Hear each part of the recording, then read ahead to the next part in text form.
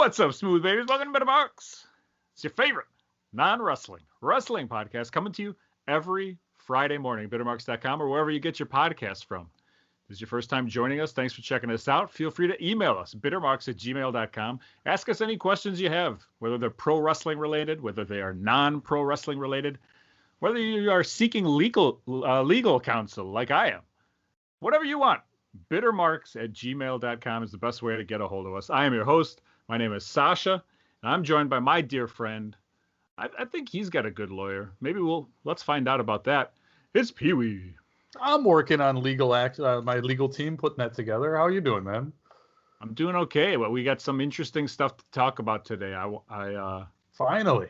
There's going to be a lot of wrestling, I think, okay. But not like in-depth stuff. More about how we watched Wrestlemania, because I was going to say it was definitely a big week for wrestling. So if we're going to do it, now is the week to do it. And I know that you guys both watched Wrestlemania, which was shocking to me. So we'll get to that eventually.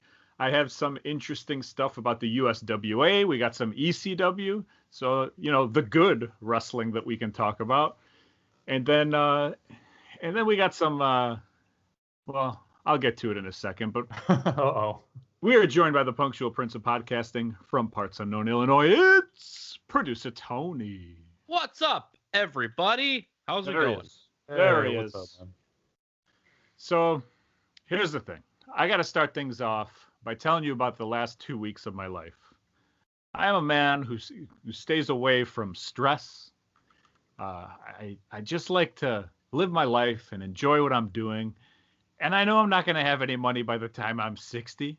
I'm going to be sleeping on your guys' couches. You guys know this. You guys have known this for 20 years. So I have this business on the side. Shockingly, Bittermarks does not pay the bills for any of us. Yeah, we're only 100 some odd episodes deep into this. We got time. We're still waiting on that first dollar. You know how some businesses will frame their first dollar that they make?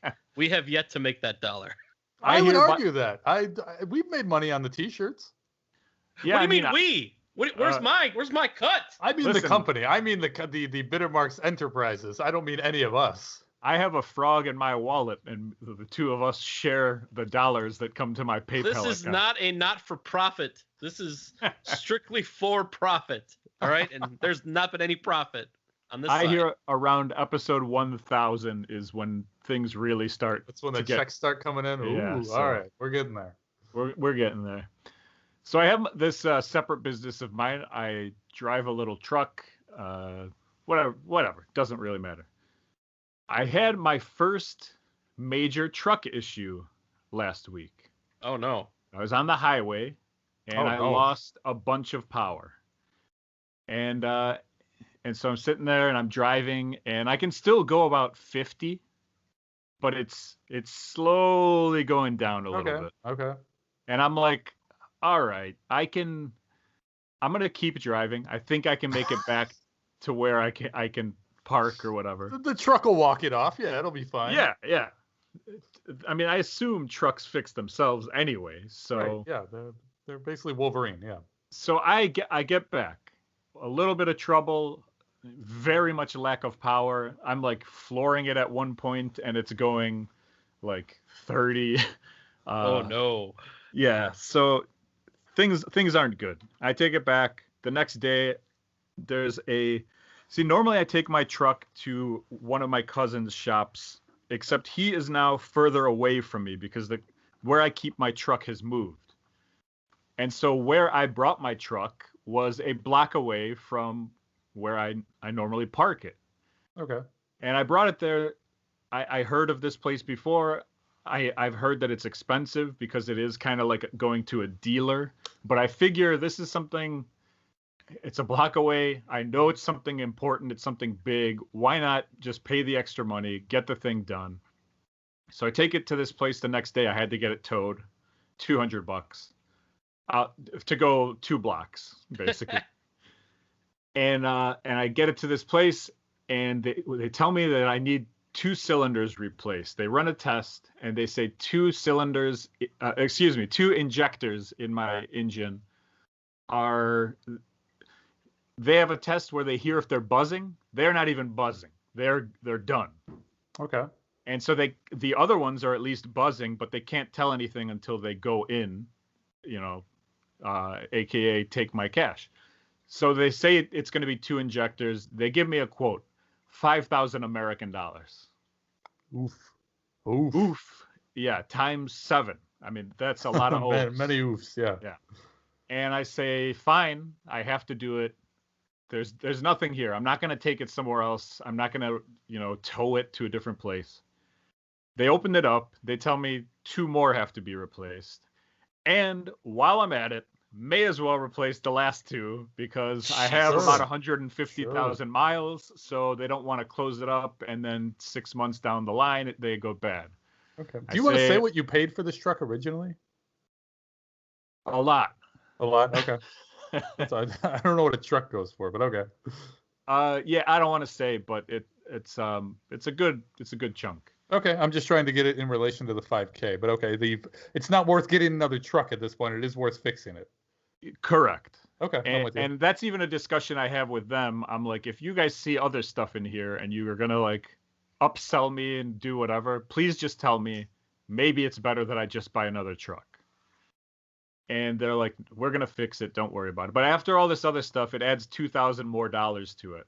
Now, keep in mind, if I didn't do the other 2, and then I had to go back and do the other 2, it would have been another $5,000 to open it up. Yeah, because you got to pay for them to rebuild it again. Yeah. Yeah. And while you're in there, you might as well get it all done. I agree. So got it all done. $7,000. I am significantly less weight in my wallet and my bank account. And I take it, and they took it for a drive, and they're like, it's good, everything is great, don't worry. And I drive it 2 blocks to where I park, and I have an oil leak.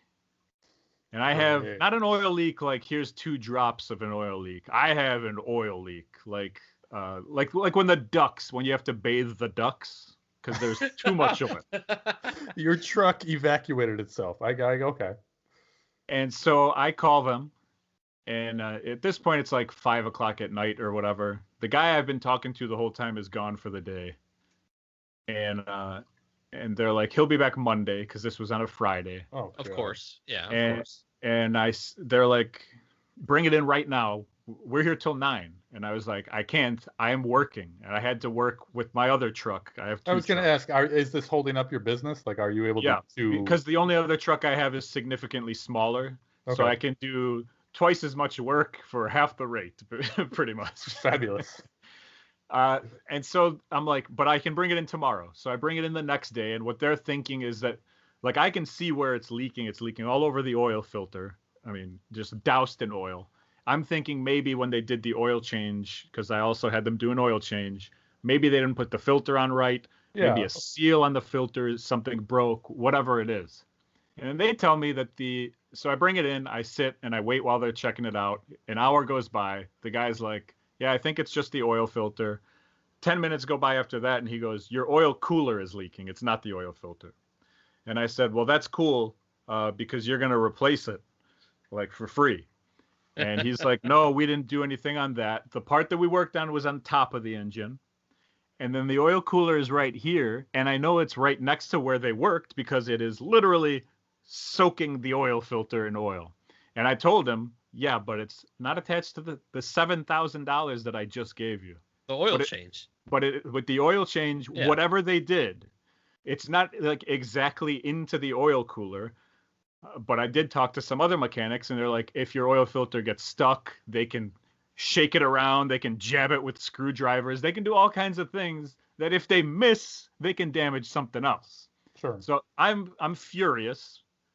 He's like, you can leave it here or you can take it. You can drive it because the oil leak is not that significant. Like, it's not like killing all the ducks. It's like, killing like 2 or 3 ducks. The little ones, yeah. A couple 2 tree. And so I'm like, I'm already in the mode of screw this place, screw these people. I'm taking my truck. I'm getting out of here. I don't want it to get stuck in this building. So I take it. And then I call They told me the manager of the place would call me on Monday. He did not, so I called them. Oh, that's the worst, man. I That didn't even kind of talk. stuff pisses me off. Yeah, me too. And then I didn't even talk to the manager because he wasn't there at the time. I talked to the guy that I had been talking to the entire previous time. This guy, who he's okay, I was but gonna he say also that sounds like that'd be better. Okay. yeah. And so I go, hey, do you hear about my truck? And he's like, nope. So nobody told him. Great. He says he's going to talk to the guy who worked on my truck. I explained the whole process. 3 of their employees so far have told me, yes, I am in the right, and it sounds weird, right? One guy's like, oh, it's probably a coincidence. And I'm like, eat my dick, a coincidence. This truck has not leaked one drip of anything in 3 years. And if it is a coincidence, maybe the 0.1% chance that it is, Sure. I'll apologize from the bottom of my heart. I am a man who, I'm a forgiving person, or I hope to be forgiven, or however I should say that sentence. But you know what I'm trying to say. Like, if it's on me, I will absolutely apologize, and I'll buy you guys pizza or something, whatever. I don't care at this point. But to me, you're working on this specific part of my car that did not have a leak when I brought it in. And now it has a massive leak. Not a drip, not tiny. Once again, 2 to 3 ducks worth. And so now, today, the guy who's supposed to call me back, who I've been dealing with, didn't call me back. But the manager called me back. Okay, so somebody did. Okay. He had no clue any of this stuff. So he called me back to tell me that my oil cooler was leaking. And I'm like, yeah. You piece of shit. He was very nice guy. That's great. And so I told him the whole thing, and I was like, you're telling me, like I could see if like my brakes weren't good, right? Then he could be like, we didn't touch your brakes. I'd be like, okay, I understand. But not exactly where your piece of shit employees, and I'm going to call them pieces of shit until they prove to me they're not pieces of shit. This is on you. This is on you, truck people. And it's one thing for them to make a mistake, but then to pass it off and deny it. And yes, to protect it in the 1% chance that they're right. Right. Yes. That's the piece of shit part. The mistakes are fine. If they make a mistake, they puncture something they're not supposed to puncture, you bring it back and they own up to it. Sure. Who cares? Yeah. I don't even want the person to be fired. I don't care about your employee. You deal with the employee how you want to. If he has a history of breaking stuff, okay, you do right. That's not. Yeah, you figure that out. But I'm not mad at that employee. I'm mad at the situation. And so he tells me he's going to call me back. $46. Gotcha. I should have. My condolences. Yeah. I mean, that's what it sold for. You don't know what that guy's highest bid was. That you weren't $5 away. You could have been $40 away. Do you think it was Johnny Swinger trying to get his headband back? Our dear friend Bishop texted me today, and he was like, hey, I bought a skateboard. Is this a midlife crisis? Oh, man. Oh. And then he did the hashtag PBM skate crew. What is that? Yeah. Peewee, Bishop, MME, skate crew. Do you remember this? You guys had a skate club? It sounds... I don't remember skating with Bishop ever. We did in Elmhurst. Wow. I'm trying to picture Peewee on a skateboard. He is not coordinated at all. I've seen him roller skate. We used to skate at this skate park in Elmhurst that had that. metal ramps, and we would make Bishop drop in on the metal ramps because he's gonna fall. Oh yeah. And it was awesome. And he brought up that hashtag today, and it took me 20 minutes to like, what? I remember what this is. So he made fun of me because I was old. Then 2 hours later, he told me that he had broken the skateboard already. Please tell me there was a zine for your I'm sure your there skate was. club. But the reason why I bring this up was because then I sent him the link to the Rat Trap, and then he was very upset that he had purchased the skateboard and not the Johnny Swinger Rat Trap, which would have been great. A better investment, yeah. Producer Tony, I've been getting some interesting messages from the Smooth Babies. A lot of Billie Eilish fans. A lot of people figuring out who Billie Eilish is. Did you listen? I did. You piqued my interest last week when you were talking about this lady. So I listened to the song Bad Guy. I think you mentioned that was the one last week. And I have definitely heard that song before in like a commercial or a TV show or something like that. I didn't hate it. It was fine. She's very like whispery. It's like she listens to a lot of Deftones, I think. Like that's a Chino thing, like the whispery kind of seductive kind of deal. Yeah, I found that interesting in that documentary that we were talking about last week. They show her like recording, and it is very like she's not belting things out. She is very like quiet and whatever. Yeah, she's using a microphone that's very like cranked up with the gain, so like it's very, very sensitive. It picks up. It's interesting because she still has a good voice, even though it's whispering. I would challenge you to listen to a couple other songs. I will send the songs your way because she's got so many different style of songs. But I want to throw out another thing since I'm throwing out female-fronted musicians. Waxahachie, you ever hear Waxahachie? Don't even know if I'm pronouncing it right. I believe it's Waxahachie.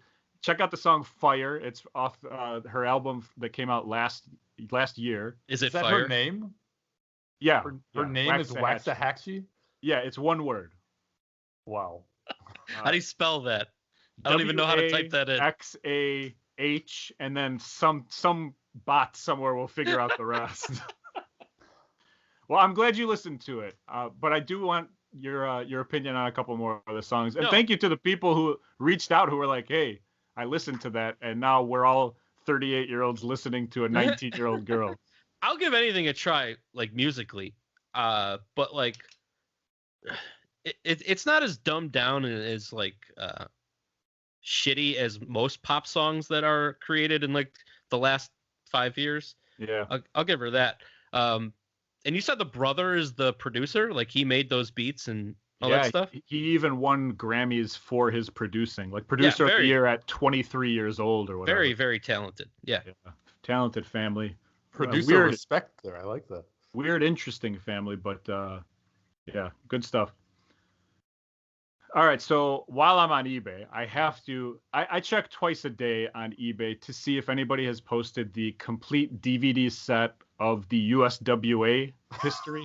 Twice a day. Do you have like a saved search? You just keep popping it in? I have a saved search. I have alerts on in case anybody throws it up, but I don't have faith in eBay's system, so I check it twice a day anyway, just to make sure. And I came across something that I actually had to buy, which it'll be here by next week's episode. We'll throw that teaser in there, but I'll show you guys the things I purchased next week.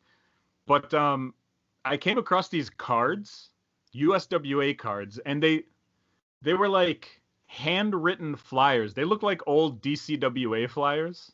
Okay. And all it was all these different USWA shows, like handwritten, looking like a flyer. And I don't know, they were selling like a stack of them for $50.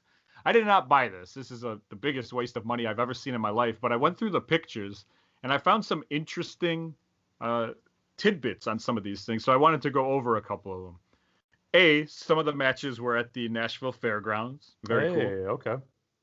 2, one of the matches, the main event, was a cage match pole battle royal. Cage match pole. Okay. Do you know what that means? I'm assuming it's just I'm hoping it's a cage match with a pole in the middle of the ring, but I'm guessing that the pole is attached to like one of the corners. Like what does the pole do? I don't know. Maybe the pole's on top of the cage. Because the winner gets $5,000. First guy to touch the pole. Maybe first guy to touch the pole. There is it says the winner gets $5,000. So what if it's a cage with a pole on it with a sack of $5,000? Yeah, now we're talking. Is the Nashville Fairgrounds that tall? That's what I want. Oh yeah. All right, well, we got to get video of that. There was also a lumberjack strap match. This is all on one card, by the way. On the undercard, Ricky Morton versus Shawn Michaels. Wow. How about that? Wow. Max Payne, who was in WCW as Max Payne and then as Man Mountain Rock in the WWF. Okay. versus Jeff Jarrett. Ooh. Ricky Nelson, who I believe was a singer from the Nelson family, versus Scott Levy, which I believe is Raven. Right? Yeah. This is all one card. And then there's a couple other matches that you wouldn't care about. And then what I assume was the main event, Billy Joe Travis, BJT, versus Marty Jannetty. Oh. Look at that. Look at that. Yeah, we gotta find video of this That show. has to exist somewhere, right? Listen, I'm checking eBay twice a day. Try and figure it out. There is a new Jeff Jarrett podcast coming out, I think the first week of May. And I am just sending Billy Joe Travis questions for the first 200 episodes. But did you hear about this? I heard he has a podcast, but I didn't know it was with Conrad. That's good. Yeah. It'll be done well. Absolutely. When does that start? First week of May. Okay, so soon. So another thing that I did while I was searching eBay, this is just going to be an eBay episode, I'm pretty sure. I came across RF Video's eBay page. And I don't support RF Video in theory, but financially, probably, if there's something that I want, I would probably You're willing financially... to ignore the background allegations and just get your fix of the wrestling that you need, if that's the only place you can get it. Hey, if he's got that USWA tape, I mean, you got to do what you got to do. But bygones be bygones. That's right. Water under the bridge, as they say. I'm the kind of guy who's like, it doesn't matter how much money, I'm not going to sell out my soul. And then someone will be like, I'll give you an extra $30. And I'm like, deal. So, Mr. RF, I hope you're doing well. He has every ECW TV show and pay-per-view ever, unedited. Now, I'm not sure if TNN is included on this, but it is all the ECW hardcore TVs, unedited, not the WWE network, with all the music, the original music. It's 192 DVDs of the television and 72 DVDs of every pay-per-view and commercial tape, which is 264 DVDs for $1,000. And I almost sold the rest of my truck to buy like 3 copies of this. That's less than $4 a DVD here. Yeah, I didn't know what the price was going to be at with those numbers on even if they were blank DVDs, I didn't know how much it was going to be. That doesn't seem unreasonable given the content. The quality would definitely be in question. He says excellent quality. Okay, you want to trust this man for his word? I was going to say, if there's anyone I trust, it is RF Video. So what are you thinking? Like, how many should we get? Do you guys each want one? Like, how do we start a Patreon? I have a concern with that. So are the DVDs like the remove, like the writable DVDs you would buy at like a Best Buy or a Target?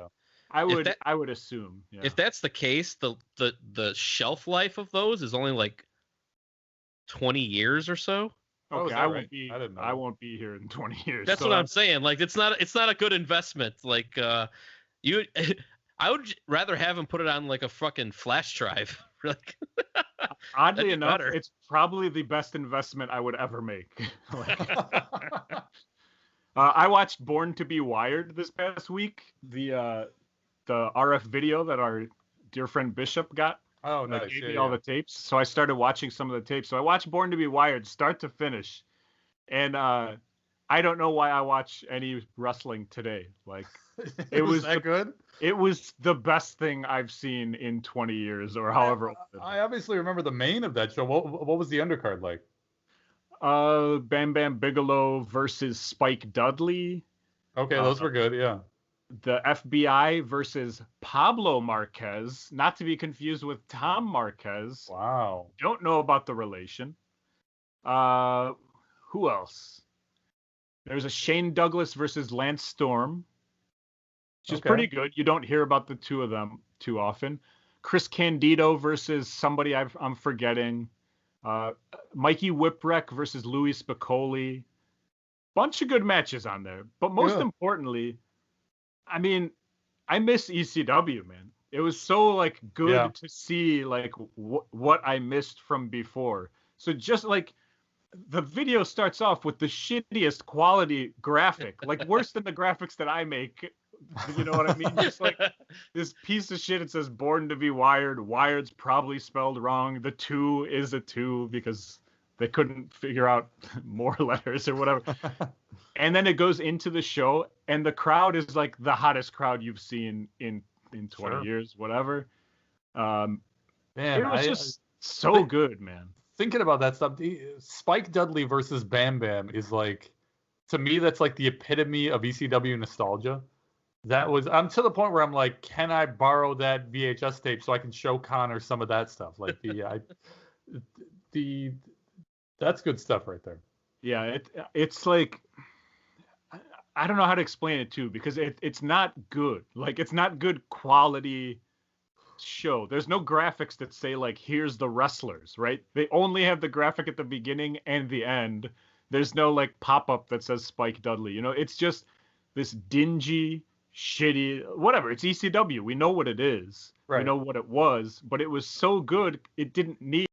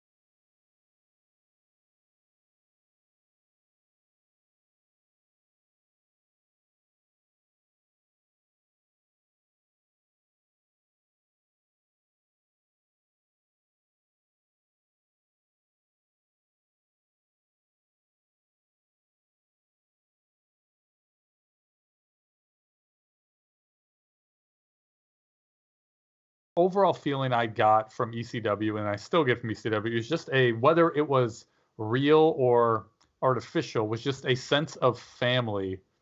Not so much at the live shows, But at the like watching at home, like being a part of the broadcast, I really felt like being a part of the product at the time. In person, it was fucking terrifying. Any show that we went to. Is there something that like you ever hated about ECW or didn't like or whatever? Not that I didn't like personally, like I was okay with the terror, the being scared to go to a live show. I think if we're talking about like what didn't ECW do perfectly, I think making their audience feel safe at all times. If you look at their crowd, it was 99%. It was all guys and Colleen. You know what I mean? It was, and I think that was done not on purpose, but I think that was done because of the way that ECW ran their place. Bars, if you want women to come to your bar, you need to make that place feel safe and that women feel comfortable going to night after night after night. ECW did not do that. Not say anything ever happened at an ECW show, but like there was no policing stuff going outside the ring. There was no policing stuff that was happening inside the ring. It was just a free-for-all, and I think they kind of hurt themselves by not catering a little bit more on the safety side and making the audience feel a little bit more like they weren't going to at least get injured that night. I wonder if that was kind of part of it. It had a very like 70s rock and roll kind of vibe to it. Like it might be a little dangerous, but you're gonna have a lot of fun. You know what I mean? It could cross the line, and hopefully when it does, everything ends up okay. Right. That was the line. That was the 70s rock comparison. That's a great comparison.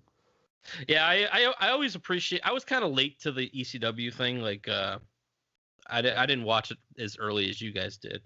I just remember like staying up very late and watching it on a channel that I never watch ever. What the fuck channel was it on? Was it on like the WJYS maybe or something like that? Sure. It was either like 60 or 66. Yeah, it was one of those weird channels that like only showed like Mama's Family reruns or something. Yeah, it was one of those. Now it's like Me Too to You or whatever. It's like the Jeffersons. And, yeah. It was Tubi TV before. Tubi was a thing. What the hell was I saying? I always got the impression that they were not interested in like kayfabe. Like if you were here watching this, this shit is not real. Like there was no real big lie. They didn't care to cover that much of it. And it's weird because at the same time they were also like the hardest hitting and like most real of the fake. Yeah, the promos were the most like shoot oriented. Yeah, it was a weird like cross reference as far as like what they would admit was fake and what they would absolutely treat as 100% shoot. It was just a contrast of what the other product was doing. It was just the stark contrast, and that was what was cool about it and dangerous. Do you guys remember the Pulp Fiction promos? Yeah, of course. That was those were the best promos. Just like literally everyone on the roster just like cutting promos on somebody else with the Pulp Fiction music. It's basically what the beginning of Mania was, right? Mania. All right, well, let's talk about it. Enough ECW. Everyone's here for that WWE Wrestlemania talk. Let's do it. WrestleMania was this weekend, and here's a little you didn't know.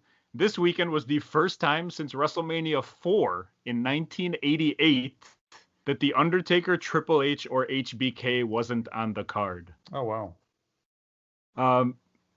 But yeah. Well, let's go into our predictions, and then we'll talk about the actual thing, because our predictions were very interesting this week. I'll go night by night, since it was a 2-night show. Night 1, I got 4 out of 7 correct. Not bad. That's night good. 2, producer Tony got 3 out of 7. And Peewee, you got 3 out of 7. However, you forgot to give us a winner of the Braun Strowman Shane match. I assume you thought it was going to end in a draw. Just a ring explosion, right? If I had noticed that, I would have told you, but I'm definitely not going to keep an eye on your bullshit. I just like I just like put it out there. You guys give me. It could say names that aren't even in the match. I wouldn't even realize. Also, didn't you fuck up one of the tag matches? Yeah, one of the girls' tag matches. I did mess up the names. I picked one girl from 2 teams. Wait, who was that? I didn't even notice that. So either you might have given me a point where I didn't deserve a point. I picked like Naomi and Tamina. All right. So who did you meant to have Tamina's team win though? No, I saw Naomi and Tamina and was like, okay, that's who I think is gonna win. All right, so what do we do? The points. Yeah, okay. I mean, if you gave me a win, I didn't know what other ones I won that for that night. If you gave me a point for that women's tag match, just mark me down as not having the point. Yeah, I'm pretty sure I did. Yeah, then give me 2 points. That's fine. Okay, we'll go with 2 out of 7 then. Night 2, right? And I'm winning with 4 out of 7. And then night 2, I get 0 out of 7. Wow. That's not easy. That's amazing. Which means, producer Tony, you need 2 out of 7 to take the lead on me. And that's exactly what you got, was 2 out of 7. Correct? Nice. Yeah. Peewee, you could win this thing, at least tie with 3 out of 7. But no, you get 2 out of 7 as well. So combined, we did god-awful work. Now, the most interesting part of it. So overall, I got 4 out of 14. Wow. Peewee got 4 out of 14. And producer Tony takes the win with 5 out of 14. Terrible. Very unpredictable booking by WWE. I'll give him that.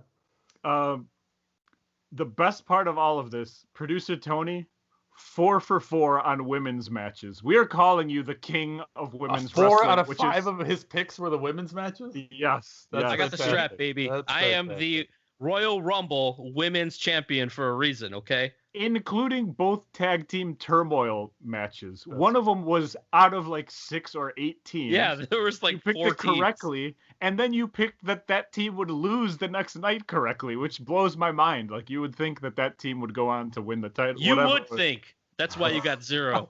That's right. That's why you are the king. That's 4 out of the 5 that you got right. The 5th one, I was guessing, but I don't think it is. It's not the Roman match, right? Don't you always go with Roman? No, I hate Roman. I know you hate Roman, but you book it. You predict as if Vince has the final say on everything. Right. No, I'm reaching back into my texts here. I want to say we all picked Edge in that match. Yeah, I picked Edge. Yeah, I think we all did. Yeah, I can't even go back that far. I don't. God, this is the guy that we're trusting to start streaming this live in 2 weeks. Hey. Yeah, can't see his text from 2 days ago. I am a technical juggernaut. That's because you're sending us pictures of BB Rexa over here. It doesn't matter. The only thing that matters is that I won WrestleMania. Rhea Ripley was the other. Oh no, that's a woman, right? Oh, wait. Allegedly. Producer Tony. Damn it. Yeah, I don't know. Okay, don't worry about it. Nia Jax. Maybe you got 2 out of. We're gonna have to do that over. Oh no! Did you get 2 out of 7 or 3 out of? Yeah, you got 2. All you needed was 2 on that second night, and you got 2 women's matches: Rhea Ripley and the tag match. Yeah. Well, anyway, I want to know what your guys' level of interest 1 to 10 was. Like the day, let's say that we recorded this podcast last week. Your excitement level on watching WrestleMania. Mine was 1. If we're going 1 to 10 or 0 out of 10 or whatever. You guys? I was very low. I was probably at like a 3 or 4. The only thing that I literally have had 0 interest in any wrestling when we recorded last week. You could hear it in the sound of my voice from last week's recording. It did sound a lot different than the previous 104 episodes. I'm sure. So I had no interest in watching Mania other than, like I said, it was Connor's first. I think it was Connor's, according to him, it was his first WrestleMania. He was able to stay up till 10 o'clock both nights. I was excited to share that experience with him. Steph wasn't home for the first night, so it was just Connor and I. And at the end of it, we told him about the Swagomania trip for this coming weekend. And so, I mean, the whole thing was, I was very invested by the end of it, but that was only on a family interest. It wasn't on a wrestling interest. And Tony, I know you had no interest in WrestleMania, especially because we brought up that it was on a Saturday, and you were like, I believe your quote was "fuck that," or something like that. So, however, the day of WrestleMania, at least for me, my level of interest went up to about a 5. I mean, we're talking at like 2:00 in the afternoon. I was like, you know what? It's WrestleMania. Come on, let's get into this, fella. I started clapping slowly in my house, and nobody else followed me. But what about you guys? Any additional interest the day of? Well, I was painting all day. So, like, I was exhausted, and I didn't want to go anywhere. And a little high, yeah. And Jen actually went out and hung out with one of her girlfriends. So I was at home. It was like 6:00, and I'm like, oh, yeah, WrestleMania is on. I'll watch that, I guess. Like, so you did end up watching it on Saturday. I watched the entire show, Saturday and Sunday. Wow. And I should have stopped on Saturday. I was going to say, the Saturday was fucking phenomenal. Saturday was great. I was in. I was going to say, I'm back in. I'm watching Monday. I'm watching Thursday. I'm watching every day the wrestling's on after Saturday. Right around 5:30 p.m. on Saturday, when the tweet came out about the thunderstorm that was happening. Oh, yeah. My level of excitement went to 45. I was like, this is outdoors. This is going to be a disaster. Like, they're going to try their hardest to do this show. Are they going to be able to do this show? And then the show starts, and they're like, guys, go kill time with promos. Yes. Nobody knows how to do promos. Nobody knows how to do promos anymore. And it started off so bad that I was like, yes. This is what I've been waiting for. Yeah, you guys? Same. It was, I mean, it kind of sucked for me because I'm trying to get Connor invested in this. I made him sit through the hour of the pre-show. And so now it's they did the countdown, blah, blah, blah. Okay, finally, it's 6:59. Wrestling's finally about to start. All right, hold on, buddy. We got to wait another 30 minutes for the rainstorm to pass. Microphones were cutting out. Yeah, it was great on our aspect. I loved it, but the trying to entertain Connor at the same time was a pain. Shane McMahon is the first person they send out to do an interview, and he comes out and the lady's like, Shane, what's your problem with Braun Strowman? And he's like, I have no problem with Braun. I'm like, what is this? How is this kind of cage match with Braun Strowman? And then MVP came out, and he struggled a little bit with him and Lashley. But then Drew McIntyre came out. Seth Rollins' promo was great. The New Day was incredible. That's when I turned it on. For New Day? I turned it on as they were doing their promo, and I was like, this is great. Like, they are just, like, free balling out there with no, like, direction or idea of what lining guys up that they knew could talk. Kevin Owens did a decent one. It was very good. It was as good as it could have been. New Day and John Morrison could wrestle in any decade, man. Those guys. John Morrison is an entertaining dude. He is the only thing holding up The Miz, in my opinion. Agreed. I love it. And so like unscripted promos, like what a great way to start off a shaky WrestleMania. Lance Storm actually tweeted during this show. Unbelievable. Omos and AJ Styles won the tag titles, by the way. But Lance Storm tweeted during this show, or after, it must have been after WrestleMania, obviously, but he tweeted that every single champion was now a heel except for Bianca Belair. Oh, wow. And it's like 8 different championships. Heel.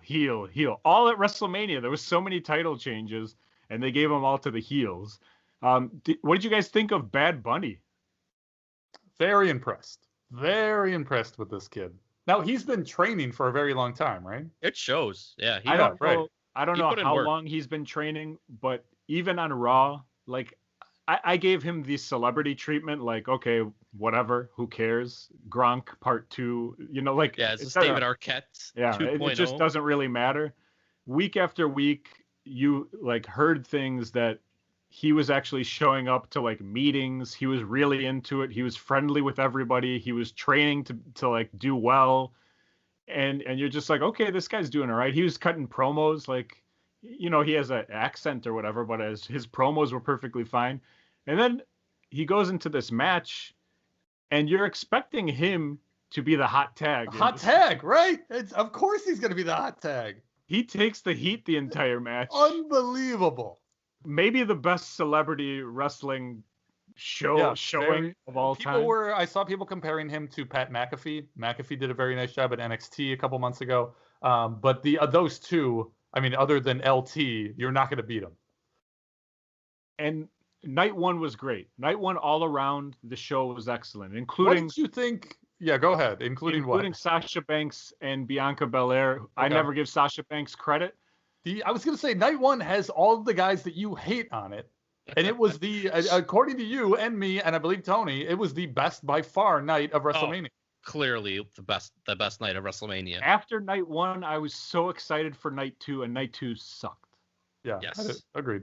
I don't even want to talk about night two. I've got more stuff on night one. Yeah, I'm going to touch on one thing from, well, maybe two, but one thing from night two here.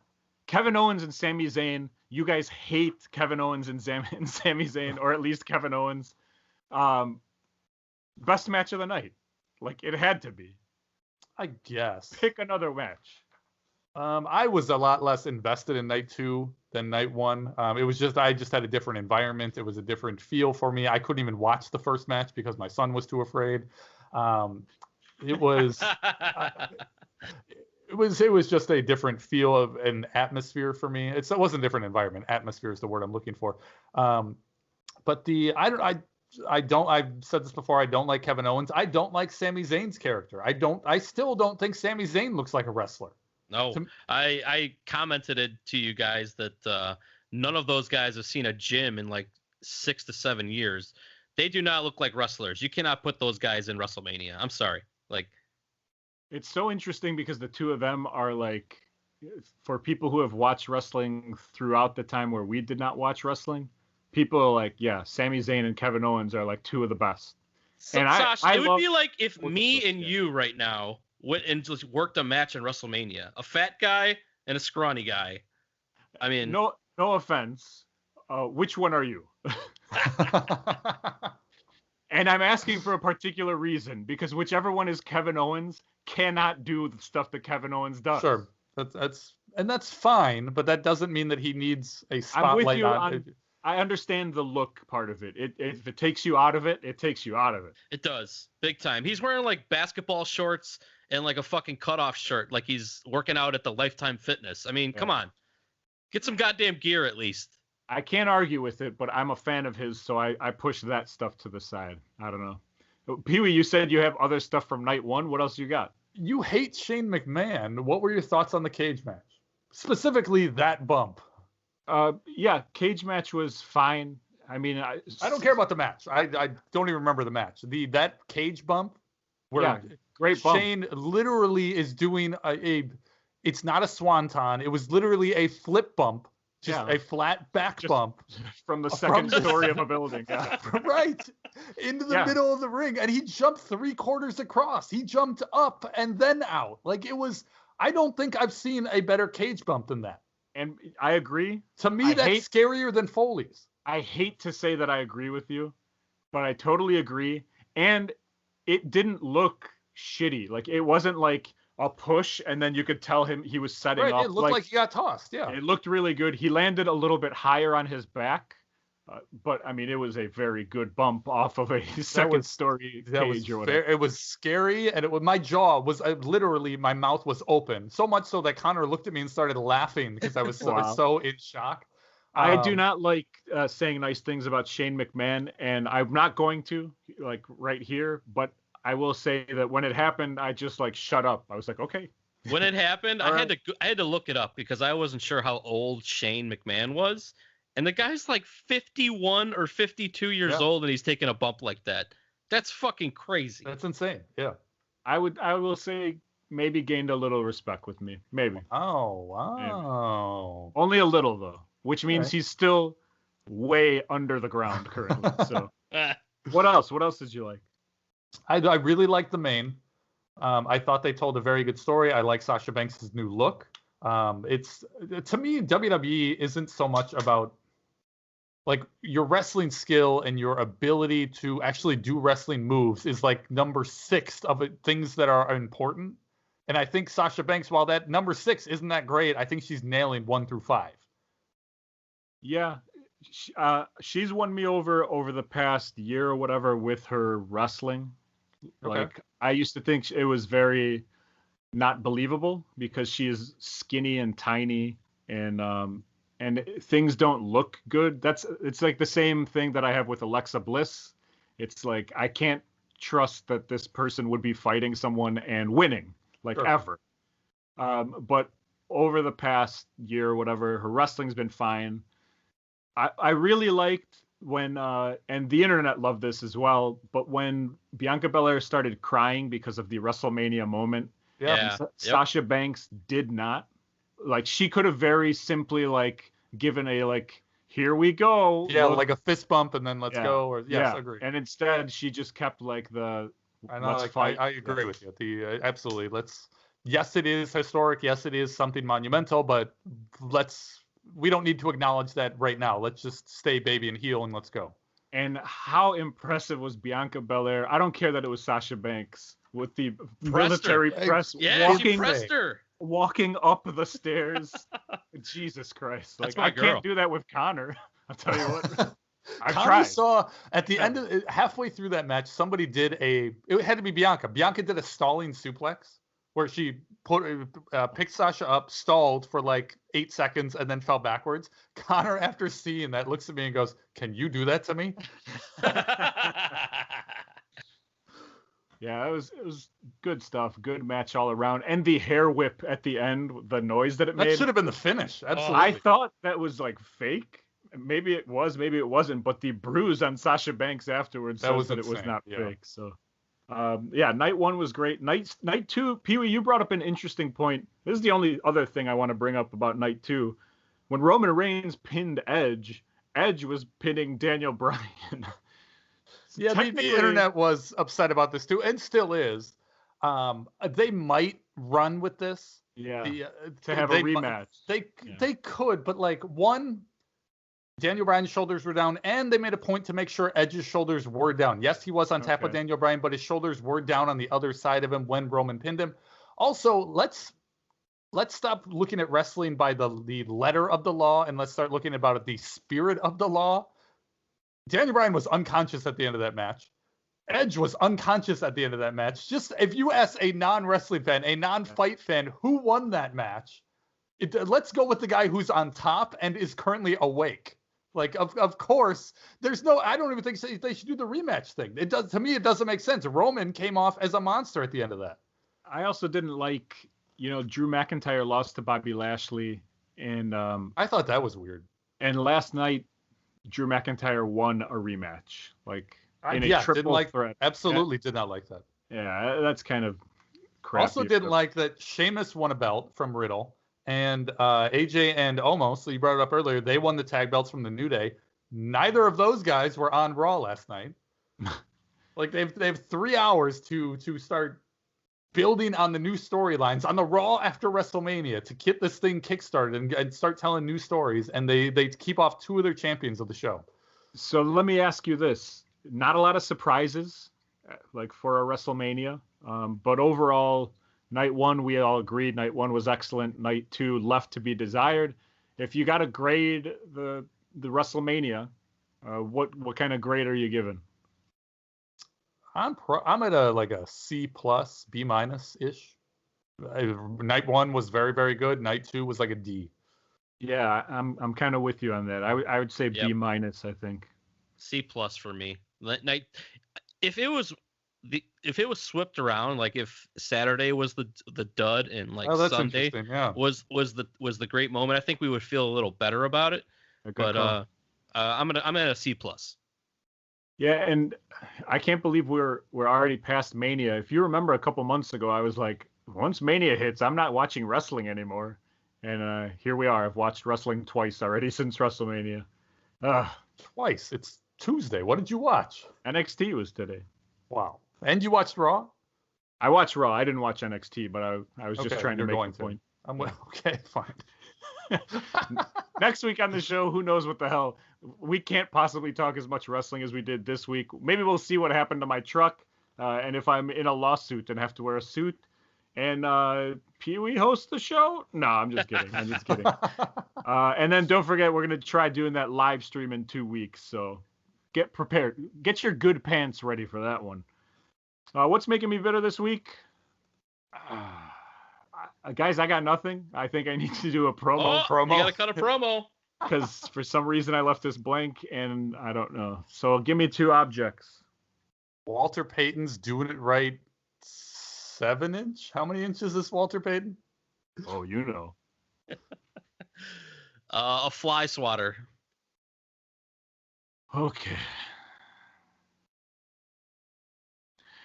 I'm not allowed to do accents, right? I can get canceled. Well, Walter had a very... Yeah, okay, never mind.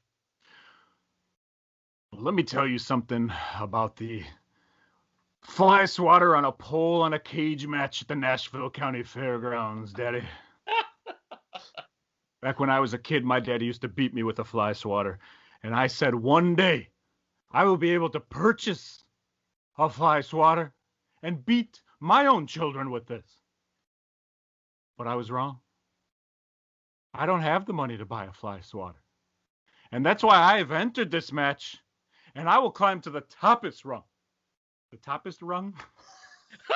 The toppest rung. And when I got to the top of that rung, you know I'm going to do that Shane McMahon bump to the ring, Daddy. And I'm going to lose, and you're going to be the winner of the Walter Payton KFC doing it right 7-inch, because I have low self-esteem as a professional wrestler. Well done. Producer Tony, what's making you bitter this week? Hulk Hogan. Where am I? Hulk Hogan is my bitter. I watched all of WrestleMania, and there was way too much Hulk Hogan on my screen. I get it. He was going into the Hall of Fame again because they didn't get to induct him last year or whatever. But why was he hosting? I don't understand why. To get him back into good graces with the black community. Yeah, and I don't think that worked. Titus was very weird as well, but yeah, hopefully that's not Pee-wee's bitter. Those two had no chemistry, and it wasn't working. The only way it could have been worse is if he was with Steve Blackman. Oh, imagine that. That would have been great. Peewee, what's making you bitter, Jack? The next big WWE pay-per-view is called WrestleMania Backlash. WrestleMania Backlash. So that's yes, it's probably the worst name for a pay-per-view that's not.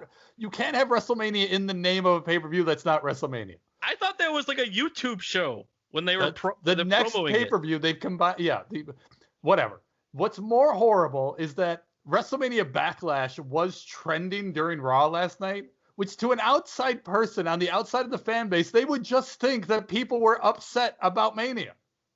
Brilliant marketing job there. Like us on Facebook, facebook.com/bittermarks. New episodes drop every Friday morning, bittermarks.com. Follow us on Twitter and Instagram at bittermarks, and email us, bittermarks@gmail.com. Last but not least, buy our shirts at prowrestlingtees.com/bittermarkscom. That's COM, as in, who gives a shit? Peewee, Producer Tony. See you guys next week. Have we figured out if 205 Live is still a thing? Bye.